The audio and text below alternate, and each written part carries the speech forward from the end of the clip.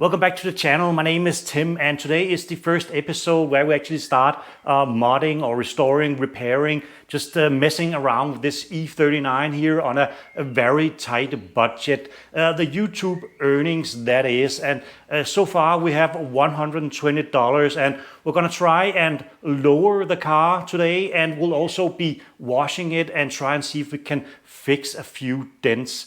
Here's what this means for this month's budget here.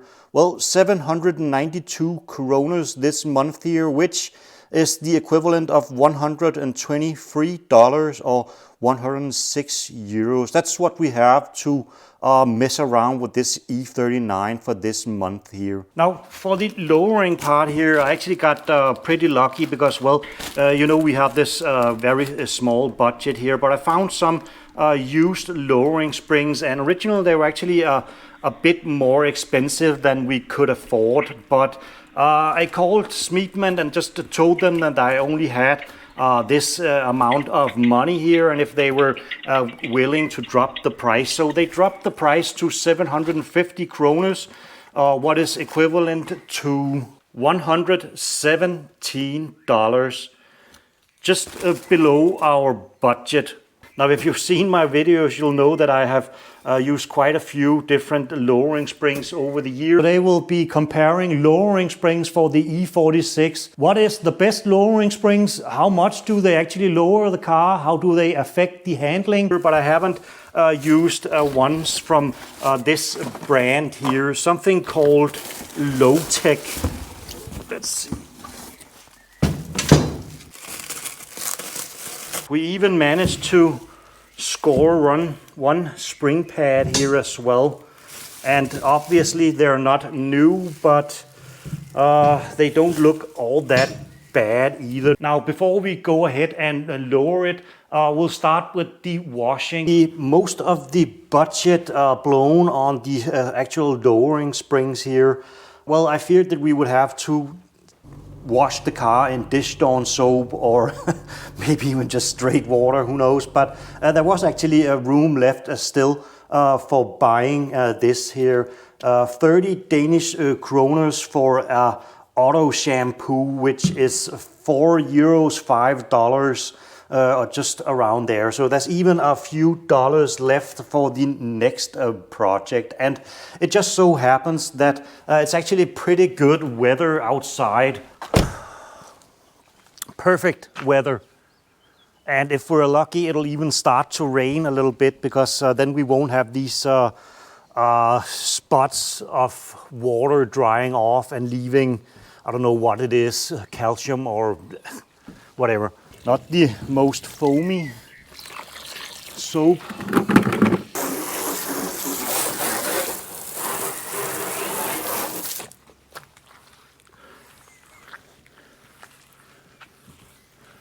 Well, it is coming off, but already now I see a small rust spot here from probably a rock chip or something. This is perfect weather for washing a car.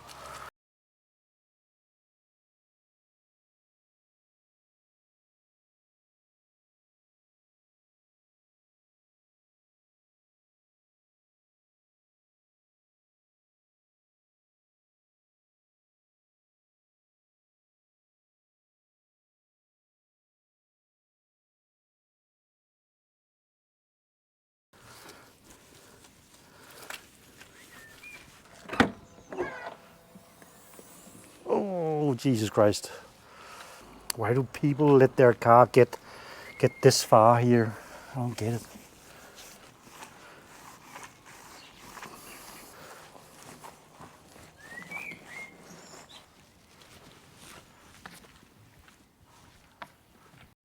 And then drive it inside so that we can dry it with a microfiber cloth.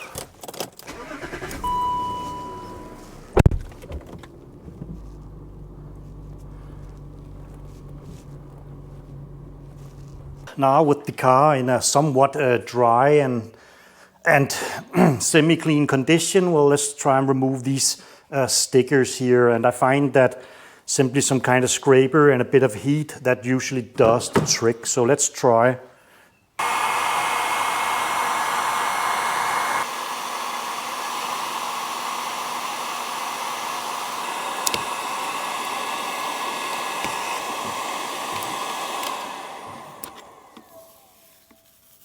Easy.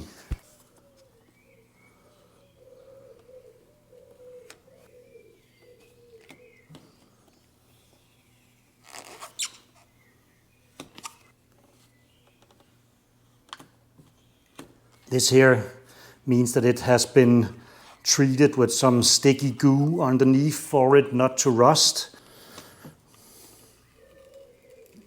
Let's see there. Now this is some kind of alarm system if you're speeding and there's cops nearby, but I never speed and it looks bad.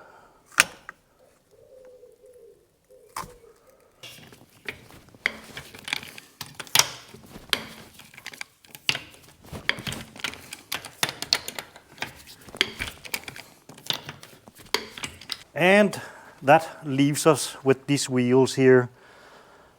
Not super dirty, but we must be able to do something about them.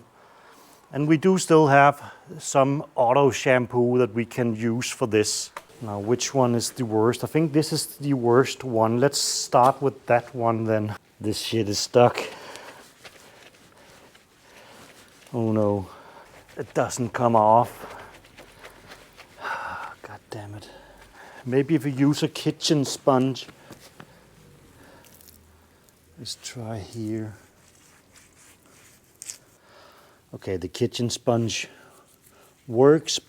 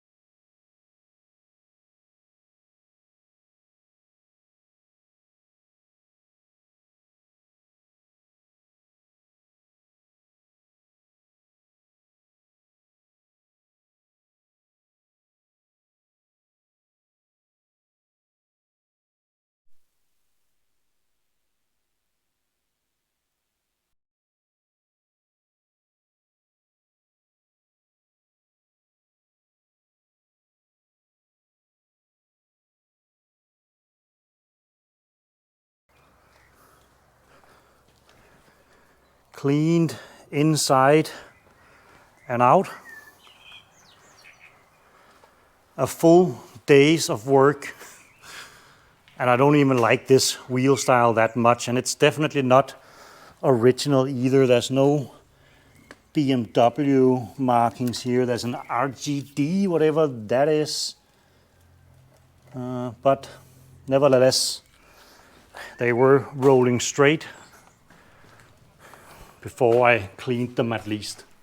All right, now we've managed to clean it, and although we haven't been able to afford some various stuff needed to polish it and so on, silver does clean up pretty nice. And we even managed to remove some small stickers. Now we need to fix 2 dents. Before we actually go ahead and try and fix this dent here, I actually think there's 2 issues here.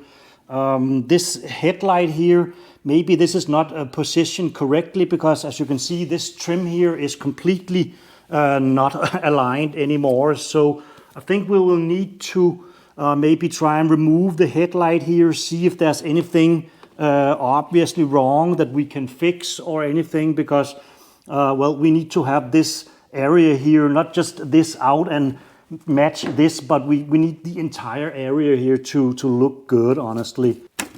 This is the non-xenon version. It might be different on the xenon versions, but this here seems at least pretty easy. And I know there's one here, and two here. Let's try 3 and 4. There.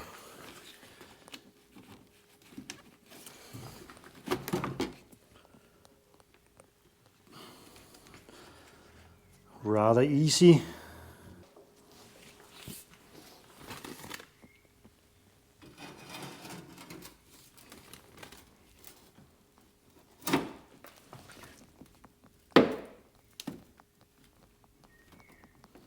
Helped a little bit, but there's definitely still some work that needs to be done. Let's try and remove the inner fender and see if we can gain access. I'll probably start with this smaller one.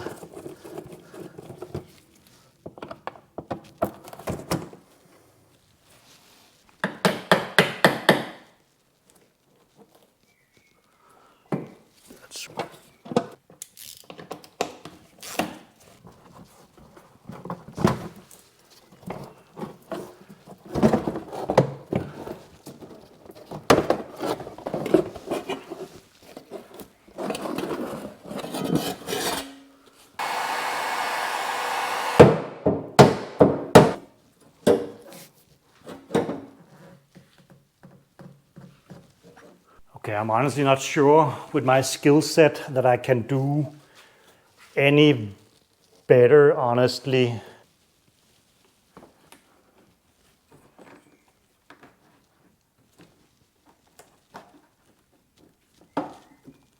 Not really perfect, but good enough.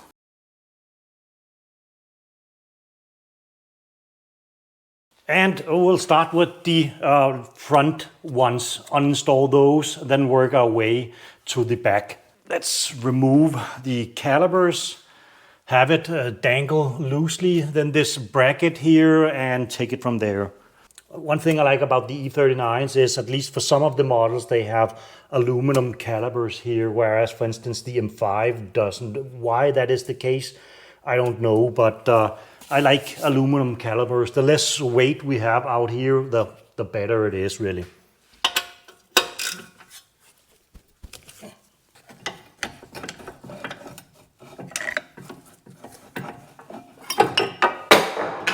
Whoops.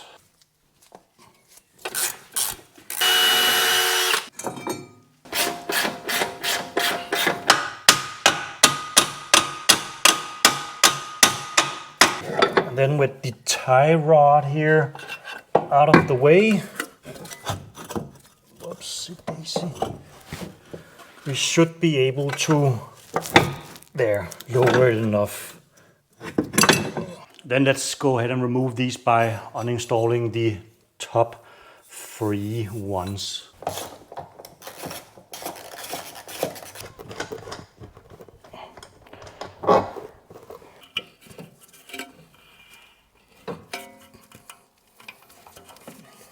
Just do the other side off camera because it's not that interesting to see. Next up we have the rear side.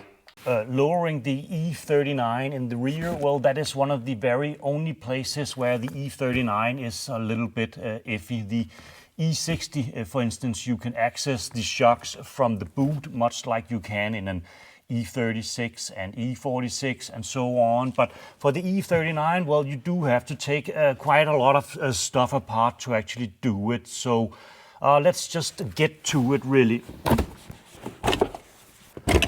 There. And then we'll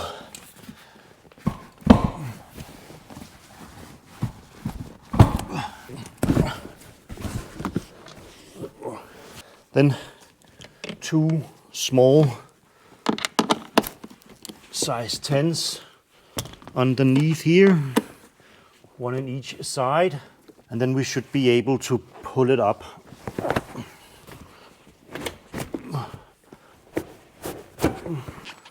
Like this. And then we'll just slide this out here. Oops. Like this. And then fish this through. Now do that for both sides. Back here, well, there's a size 10, an 8, 10, and a size 10 here as well.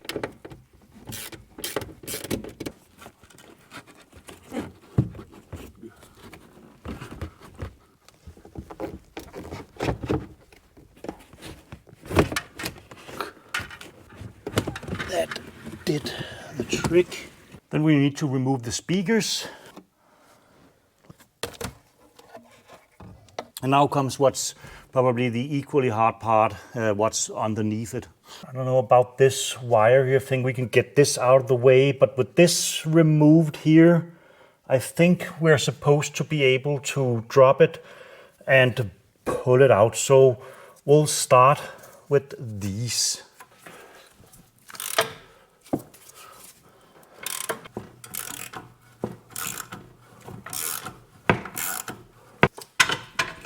There. You know what? Let's try and see if we can fish it out with this inner part here still attached.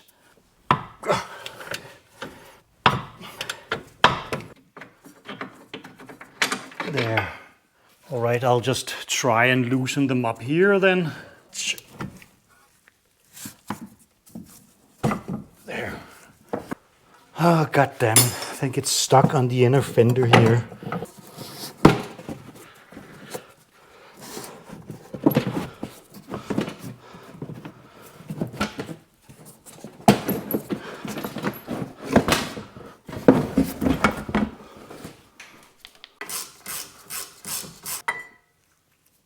And with the caliper off, whoops, I still think we need to have this one removed, but let's see if we can pull this.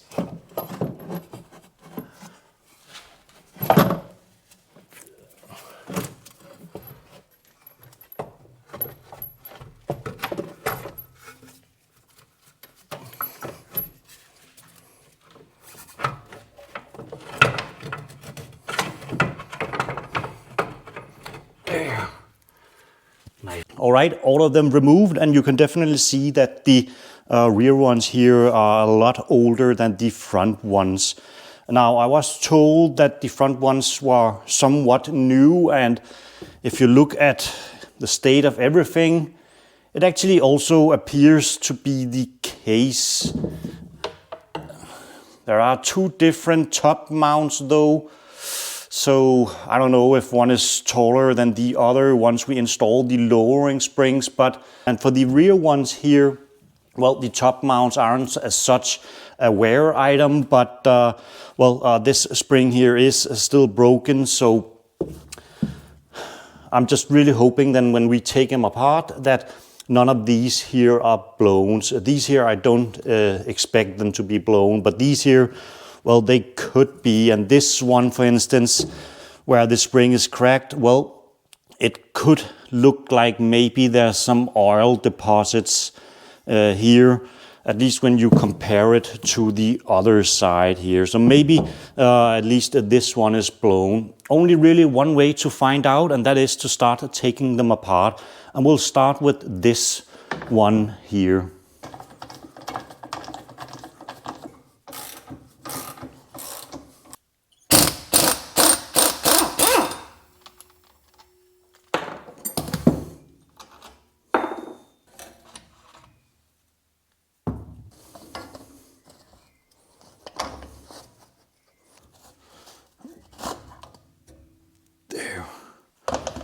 Moment of truth. It's pretty worn out, but it's actually not blown. So happy to see this here. Good. Whoop, there's definitely a difference here. What in the... actual fuck is going? Look at how big this end here is versus this end here. We can't use these springs here. These definitely don't fit for the rear, even though they're supposed to do. I think what we have to do is to, let's see, this one was right here. I think what we have to do is simply cut this here and then reuse it. I know it's not completely legal, but what can one do?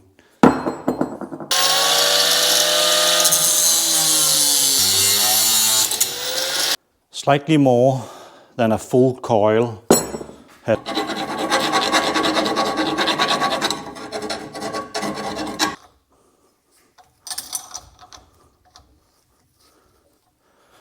And yes, we're reusing all the hardware here.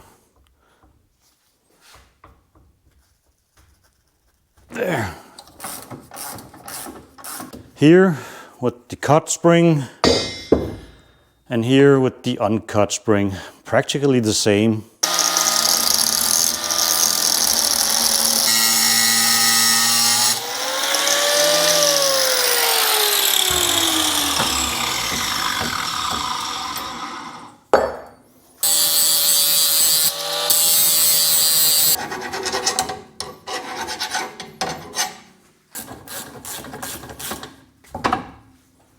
These here are done.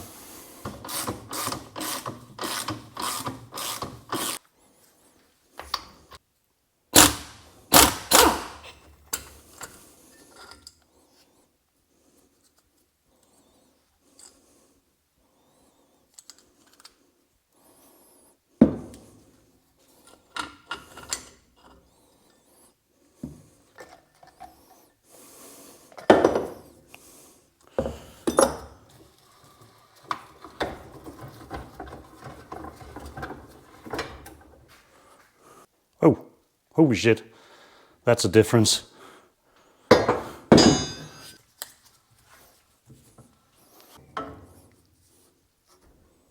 These here are super short, honestly.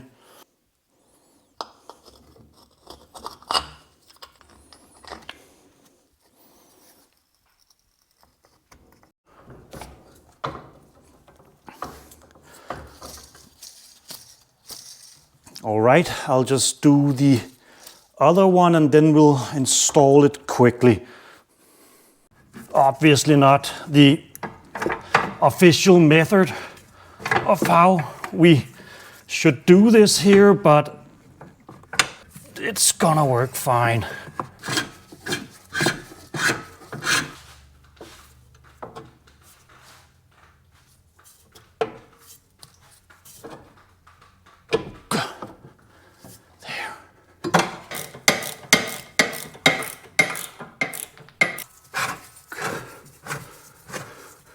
This feels almost like cheating.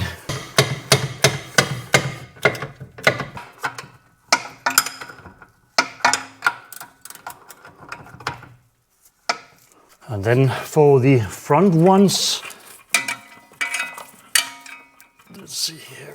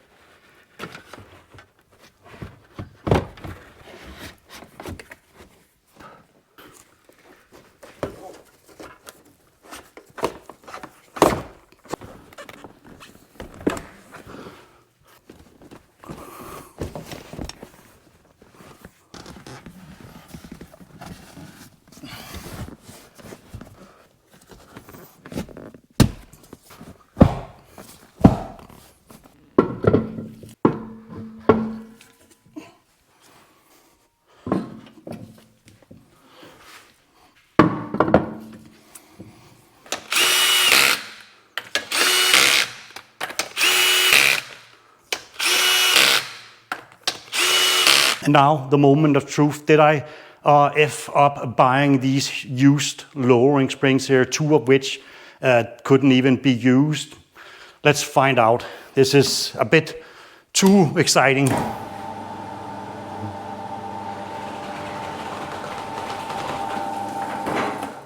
This is, I actually hope it drops more than this. Let's find out. I'll just remove this here. Hot in here.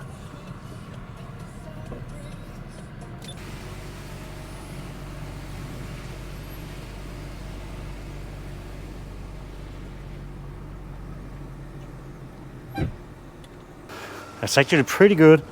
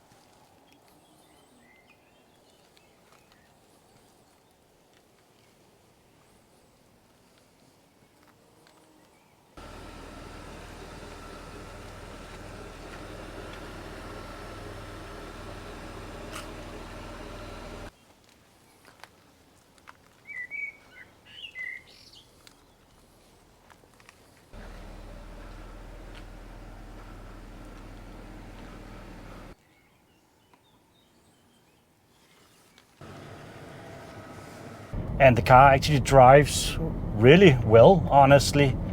It's not crashy or bumps or anything. Once we've taken it here for a ride, we'll go and see if it has lowered further, but so far it's not too low and it still drives like an E39 should. Comfortable, yet somehow still a bit sporty. I really love these E39s here. They are just the perfect size, inside and out, the perfect blend of comfort and still a bit of handling when you need it. I wouldn't mind the front end just a tad bit lower.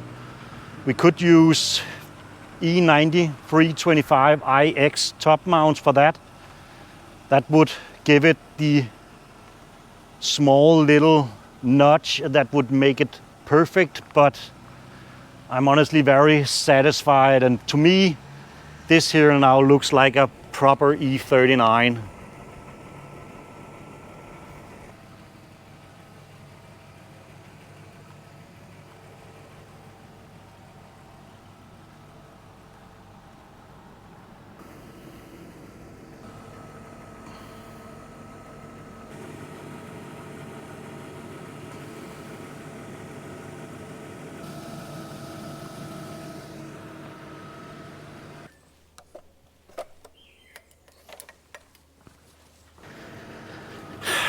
Not perfect at all, but better than before. And now this area here at least fits, so far so good. Now, when we set out, we had 792 kroners, which is equivalent of $124 or so. And then we spent $118 on these springs here, but being that these springs here didn't actually fit, and Smeedman hasn't said or written on their homepage anything about them only fitting tourings, well, they agreed that if I just send them back, I'll get the half of the money spent back return. Which means that effectively we've only spent $59 on lowering it. And we also spent $5 on this shampoo, which means that we've spent a measly $64 so far, meaning we can transfer $60 to the next projects that we're gonna make. Now, in terms of how much money we'll have for the next video, well, we're somewhat past half of the July, and I think we're at somewhere around 20th of July, and so far we've only gathered 511. So far we only have $80. Well, I'm thinking we'll land when July is over, 700, which is a bit lower than usual, but then we'll have $110. Then we can then add our $60 to, meaning we'll have $170 for the next pair of upgrades that we're gonna do. And for the next video here, we're gonna transform how it looks using some simple tricks that you can do to pretty much any car you have. And it can really transform how it looks, even though they're small, subtle differences, and they're also actually very cheap. So if you want to see more of this car here, well, please hit that like and subscribe, and a big thank you for watching.